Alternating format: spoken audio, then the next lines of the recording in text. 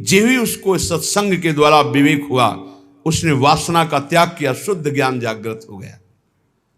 तीसरा, जैसे वो जेर में ढका हुआ गर्भ, सत्य क्या है असत्य क्या है बिल्कुल बोध नहीं, इनके लिए बहुत काल सत्संग की जरूरत है।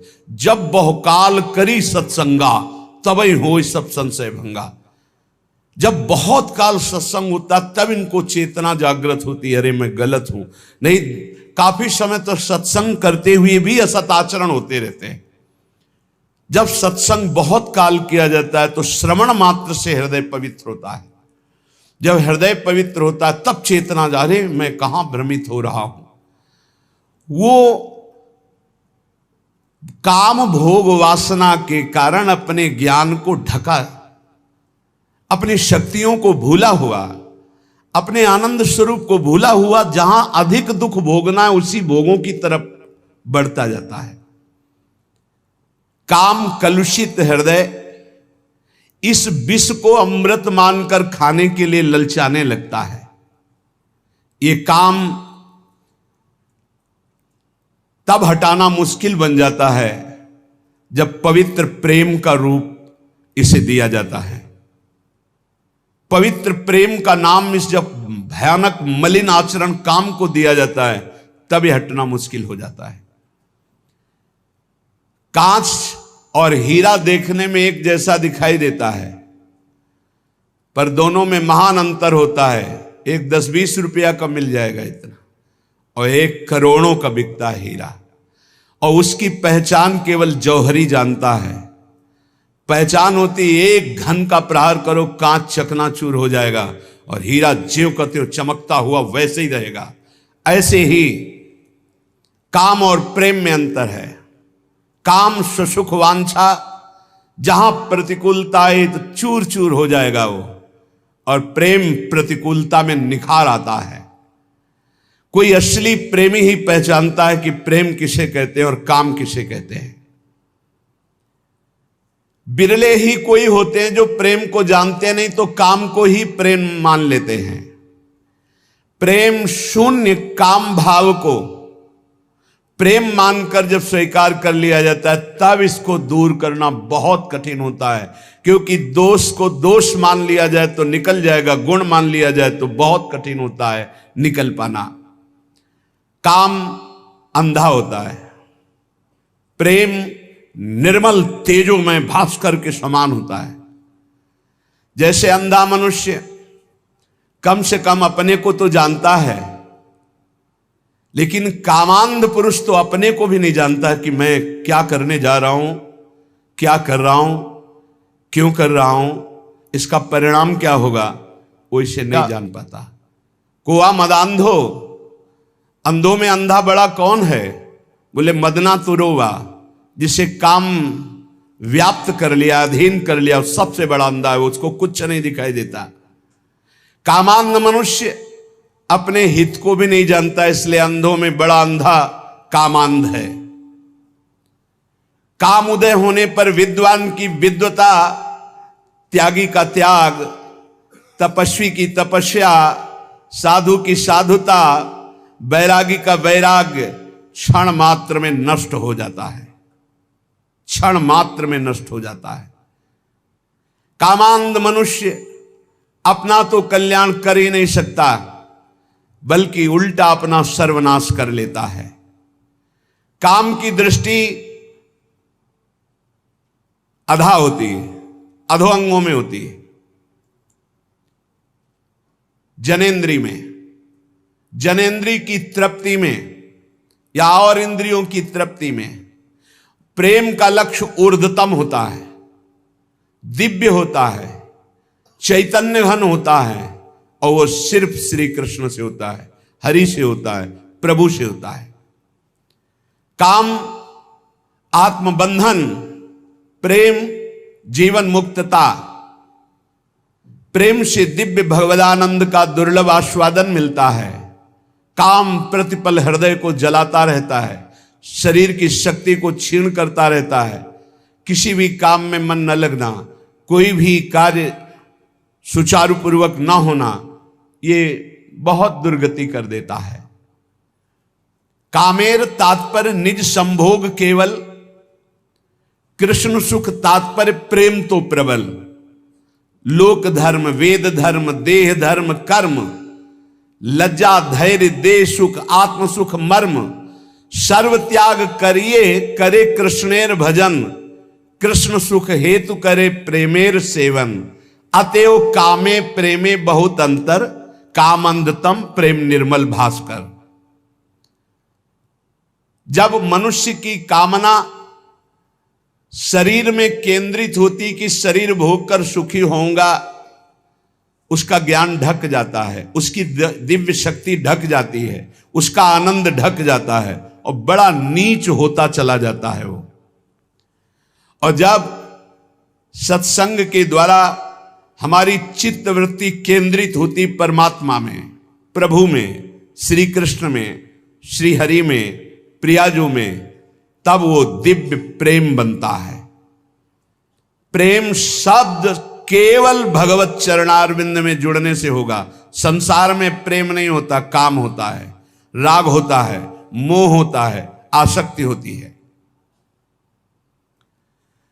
जिस उपासक को निजेंद्रिय तृप्ति की इच्छा जागृत रहती है, ये खा लूं, ये भोग लूं, ये देख लूं, ये सुन लूं, वहां चला जाए, वहां का खाया जाए, ऐसा किया जाए, वो भोग सुख कामना जितनी बढ़ती चली जाएगी उतने ही वो राक्षस होता चला जाएगा, पशुता आती चली जाएगी, आसुरी भाव बढ़ता चला जाएगा उसमें, वो जान नहीं पाएगा आसुरी भाव, उतना ही वो निकृष्ट होता चला जाएगा।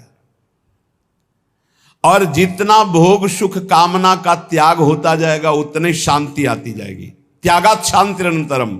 और शांति में चिंतन जो होता है, फिर सही दिशा हम निर्णय कर पाते हैं जब हृदय शांत होता है। शांत कब होता है? त्यागात शांति निरंतरम। जब भोगों के सुखों का त्याग, तो तत्काल शांति हृदय में, और उस शांति से वो फिर भाव दशा की तरफ बढ़ता है। वो उतना ही महान होता जाता है जो जितना काम सुख का त्याग करता जाता है। जो शरीर भोग सुख को सर्वथा भूल करके एकमात्र परमात्म चिंतन में रमा रहता है, उसे ही महापुरुष कहते हैं। महापुरुष कौन है? जो मदन सुख, जो मोहाशक्ति और जो मद, तीनों पर विजय प्राप्त किए हुए, तीन मकार पर जो विजय प्राप्त किए हुए महापुरुष है।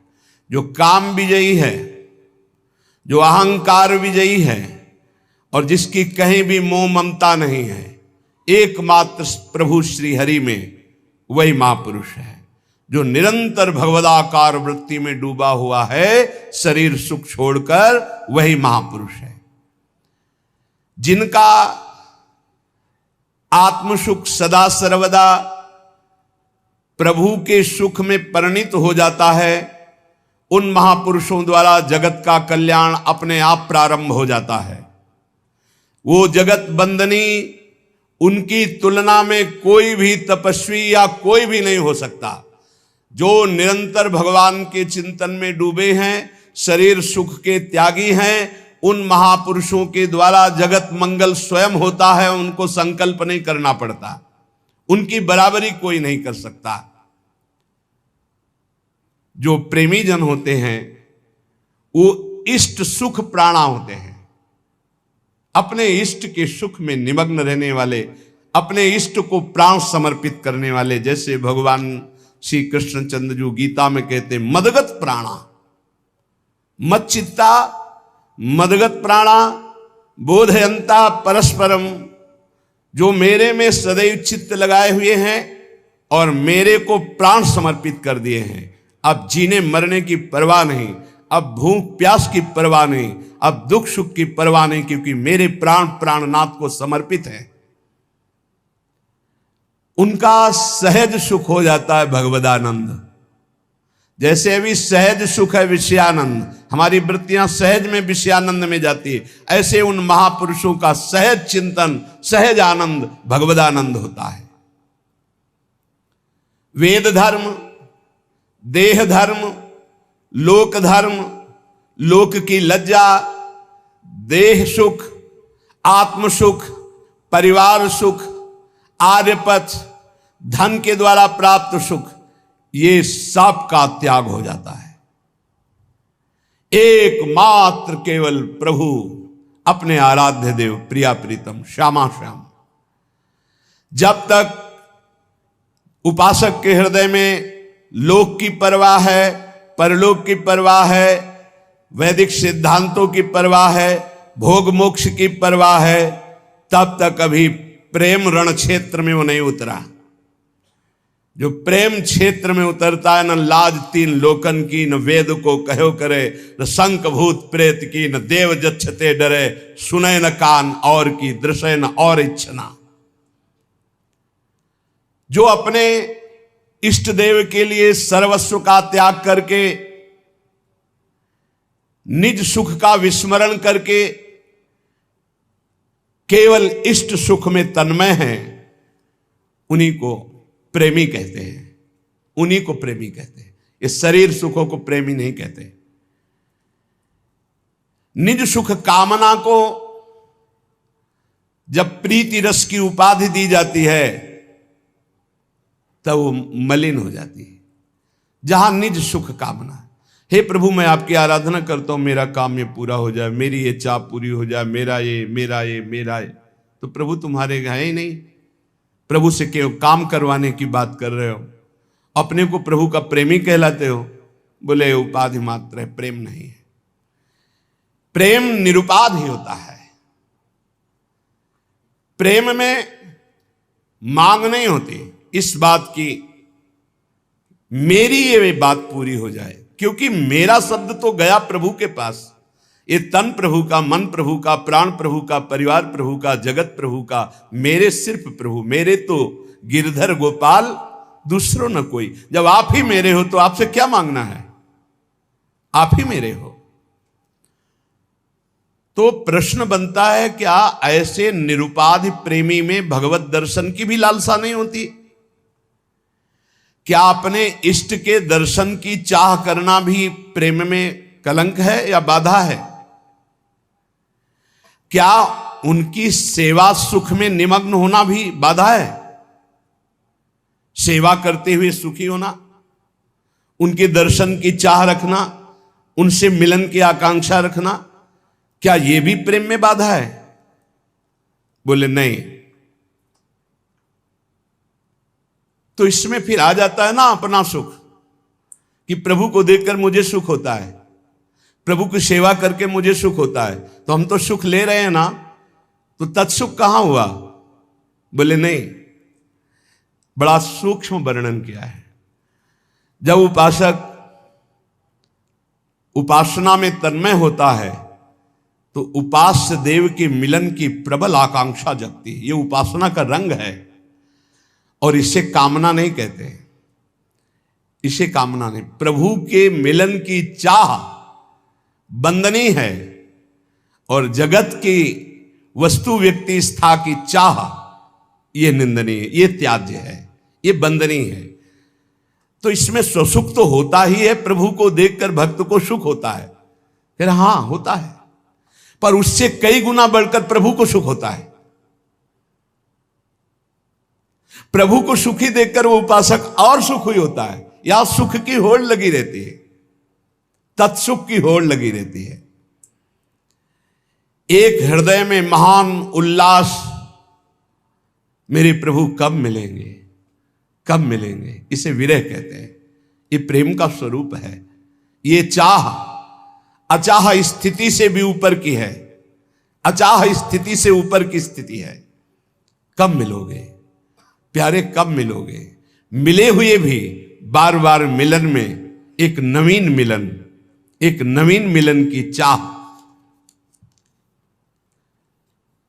जब उपासक उपास्य देव को देखता है तो उपास्य देव को देखने में जो उसे सुख होता है, उस सुख को देखकर उपास्य देव के हृदय जो आनंद समुद्र है उनमें उफान आता है। उनको सुखी देख करके उपासक का और सुख बढ़ता है। ये सुख बढ़ता ही रहता है निरंतर। उनका रूप लावण्य, इनकी प्यास, इनकी प्यास जैसे जैसे बढ़ती वैसे वैसे रूप लावण्य बढ़ता। ये कामना नहीं है, ये निष्कामता का फल है प्रेम। ये समुज्वल सुमधुर आनंद ज्योति प्रसरित उपासक जब अपने आराध्य देव को देखकर आनंदित होता है तो ये देखकर आराध्य देव और आनंदित होते। आराध्य देव को आनंदित देखकर उपासक और आनंदित होता है। आनंद की वृद्धि अनंत काल तक चलती रहती है। प्रभु सुखत्वे प्रेमी सुखत्वम तत्सुखत्वेन पुनः प्रभु सुखत्वम, ये होड़ चलती रहती है। भगवान श्री कृष्ण चंद्रजू कह रहे कि जैसे हमारी प्रेमी गोपीजन हैं, उनका वस्त्राभूषण धारण करना, श्रृंगार करना, खाना पीना, शरीर सजाना, ये सब केवल मेरे लिए है। ऐसे प्रेमी का खाना पीना, शरीर सजाना, जीवन धारण करना, ये केवल अपने प्रीतम प्रभु के लिए है। निजांगमपि या गोप्यो ममेति समुपासते ताभ्या परम न मे पार्थ निगूढ़ प्रेम भाजनम। अर्जुन, ये जो मेरी गोपियां हैं, ये अपने अंगों को मलमल करके साफ करती हैं, उपटन आदि अंगराग आदि से सजाती हैं। किस लिए? मेरी सेवा के लिए। मेरे निगूढ़ प्रेम पात्र गोपियां हैं। तो प्रेमी अपने देह की रक्षा करता है, वो ये मान के नहीं कि मेरी है, नहीं, ये प्रभु की धरोहर है, प्रभु की सेवा पात्र है। प्रेमी अपने शरीर को सजाता है। जा रहा हूं सेवा में इस समय, तिलक रचना, चंदन रचना, अपनी प्रसादी की सब धारण करके फिर प्रभु की सेवा में। इलायची मुख में है प्रसादी कि कहीं मुख की दुर्गंध ना हो। इत्र शरीर में प्रसादी छिड़का हुआ, सज धज करके प्रभु की सेवा में जा रहा है। श्रृंगार सज्जा पहले अपनी, फिर श्री जी की। प्रसादी से अपने को सजाकर पावन होकर इष्ट देव के सुख में जीवन, इष्ट देव को समर्पित प्राण, इष्ट देव की निष्ठा, यही प्रेमामृत का पान कराती है। ये हमने उस प्रेम का इशारा किया जो वृषभानु दुलारी श्री लाडली जी के चरणों की आराधना से प्रकट होता है। आधाय मूर्धन यदा पुरदार गोप्या। तो जिन उपासकों को श्री लाडली जी के चरणों की उपासना का सौभाग्य मिला है, इस मार्ग में अनन्यता की आवश्यकता है। अनन्यता की, जितनी जल्दी आप अनन्य हो जाओ उतना है। कई उपासकों से हम प्रार्थना करते हैं कि शाम के जैसे अनुपस्थित रहते हैं, शरीर अव्यवस्था, और सुबह हमारा इस तरह से समय श्री जी की सेवा में जाता है, तो एकांत का समय शाम से रात्रि तक हमें मिल जाता है कि हम अपनी एकांतिक वृत्ति से साथ, तो उस समय ऐसा ना समझो कि हम उपस्थित नहीं तो यहाँ आने की जरूरत नहीं। यहाँ आके जब बैठते हो आप, प्यारे जू के पद होते हैं, प्यारी जू की सेवा दर्शन करते हो, तो आप अपने कमरे में बैठकर उच्च कोटि की वैसी भावना नहीं कर सकते जैसा आपको यहाँ बैठने मात्र से फल मिलेगा। श्री जी के चरणों की स्वाभाविक अपनापन की जो स्थिति है वो बैठने से मिल जाएगी, विश्वास कीजिएगा। वैसे तुम्हें ज्ञान नहीं है इस बात का, लेकिन हमारे वचनों पर विश्वास कर लीजिए। यहां बैठने मात्र से जब वाणी जी का गायन हो रहा है, नाम कीर्तन हो रहा है, आपको कुछ समझ में नहीं आ रहा, लेकिन आपका विषय विष उतर रहा है। जैसे सांप काट ले, मंत्र झाड़ने वाला जब झाड़ता है तो मंत्र बोलते हैं, पर वो ऐसे शब्दों से होता है कि समझ में नहीं आता क्या बोलते हैं, और विष उतर जाता है। ये हम किसी की कहे सुनी बात नहीं दे, ये हम देखी हुई बात कह रहे हैं। कोबरा सांप ने काटा था और सुबह से झाड़ना शुरू किया, 4 बजे तक पूरा स्वस्थ कर दिया, बिना किसी औषधि खवाए, बिना किसी अस्पताल गए। पर वो ऐसे मंत्र सिद्ध थे, ऐसे मंत्र सिद्ध थे। अब धोखे में ना पड़े, अब अस्पतालों में जाना चाहिए। एक बूंद पानी सुबह से नहीं पिया था वहां,